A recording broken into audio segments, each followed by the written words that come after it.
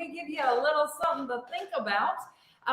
To help your cats live longer, healthier, happier lives, we are the Two Crazy Cat Ladies. For those of you guys that are joining us for the first time and you don't know who we are, my name is Jay. My name's Adrian. And together we are the Two Crazy Cat Ladies. And guys, this is Dental Health Awareness Month. And if you guys, hi Jack, and if you guys have heard, or if you guys follow us, then you've seen a lot of our posts. This year, we are really driving it home on how we need to care for our cats' dental health, mostly because we learned this the hard way. Yeah, you guys, it was like 12 years ago, we found a canine tooth in our bed, realized one of our cat's teeth had rotted out. That was an extremely painful experience. So we learned a lesson in a very painful way, one that we don't want you guys to learn the hard way. So it is time to think about dental health. Yes. So let's just jump right in. Adrian made this. I know normally we are in our kitchen with our props. This is our prop today. Adrian made a beautiful PowerPoint presentation. Right? It's not going to be long and boring like a college class or like a schoolroom class. But she's going to jump right in. Yes. So a couple cat facts though that I think are. Turn the lights on. One of these days we're gonna figure this out, and you can see the phone in there that we had to move. Anyway, you guys, here's a couple feline dental facts that I think are kind of disturbing, and that is that 70% of cats will experience some kind of dental issue by the time they're 3 years old. And this statistic only gets worse, like 90% of cats as they age. The thing that's really alarming about dental health is that it can contribute to so many other kind of systemic diseases, heart issues. It can cause clotting. So this is why it's so important for us to make sure that we stay on top of those dental exams annually. This is actually a statistic that blew my mind because it was like 3 years old. Like most of us and us throughout our entire existence as cat parents, we never took our cats to get we never even thought about their teeth until they were old and rotting out, right? We thought, well, they're young, their teeth are going to be healthy because that's the way it works. No, by the age of 3, 70%. Yeah. So it's really important to try to get comfortable with your cat's mouth a little bit. This is something that we're doing more with our younger ones. We did not do it with our older ones.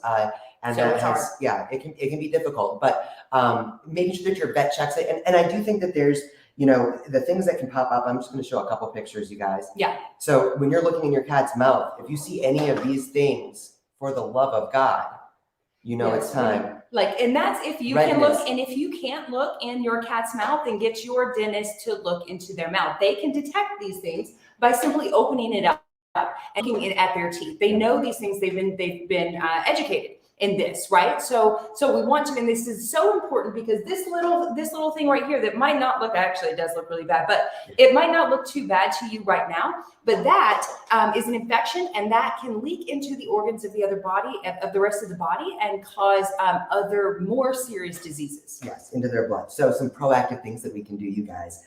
Brushing your cat's teeth at least 3 times a week. Doesn't that sound crazy? I'm going to be honest and say that we do not do that. We have not made that habit, which is not something that we're proud of, but we do try to keep an eye on what's going on in their mouths. Yes.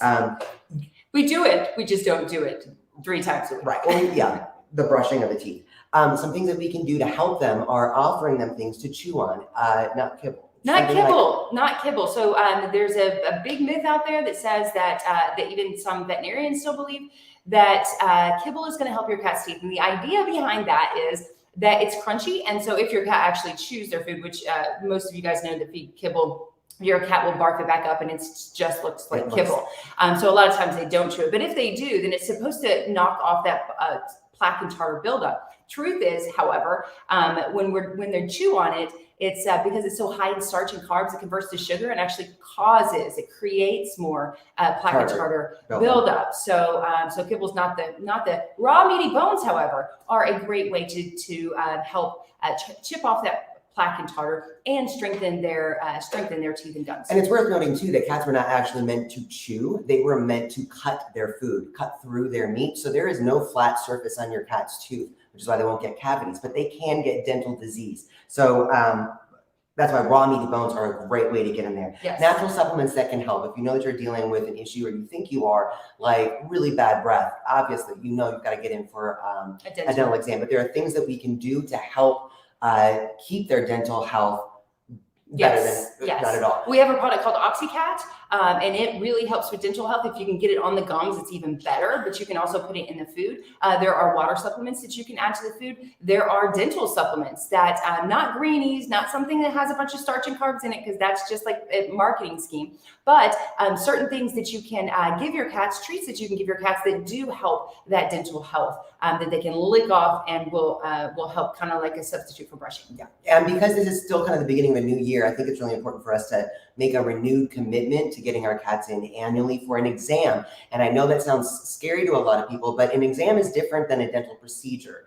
Your cat's not going to be going under. This is just for your vet to get a baseline of where their dental health is at, and hopefully be able to implement some of these proactive things to make sure a dental procedure is not something that is going to be required. Yes, absolutely. Or cleanings. And we want to leave you with this final thought on Think About It Thursday. And that is, if dry foods, we keep hearing this, when we did a cat tip about it, we got so much blowback about it. If dry foods and kibble are so good for our cat's teeth, why do 90+% of our cats suffer from some kind of dental disease? Guys, this is just common sense, right? We're just talking common sense here because we get a lot of pushback when we say kibble doesn't clean their teeth, kibble doesn't help their teeth. We get so much pushback. But like, all we have to do is actually just like look at it like common sense wise. 90+% of cats are suffering from dental disease, will suffer from dental disease, and yet 99, I want to say percent, at least 96% of cats are fed a kibble only diet. So if this is true, then why on earth would cats suffer? So many cats suffer from dental disease if the kibble helps the teeth.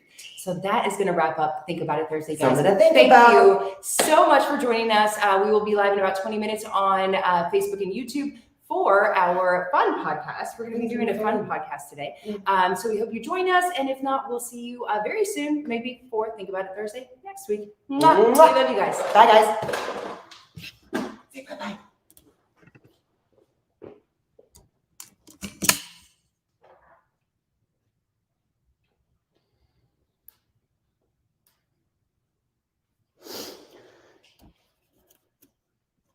Are we still on? No.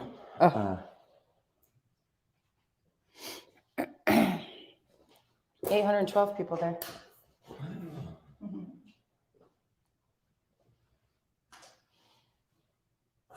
Wow, I didn't realize how much a PowerPoint actually made me nervous. I wasn't nervous at all. All right, you're on my phone, babe. Oh, I thought you were texting.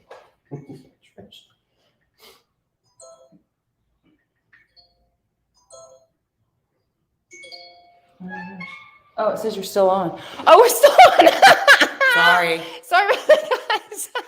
I'm like, why am I getting so many text messages?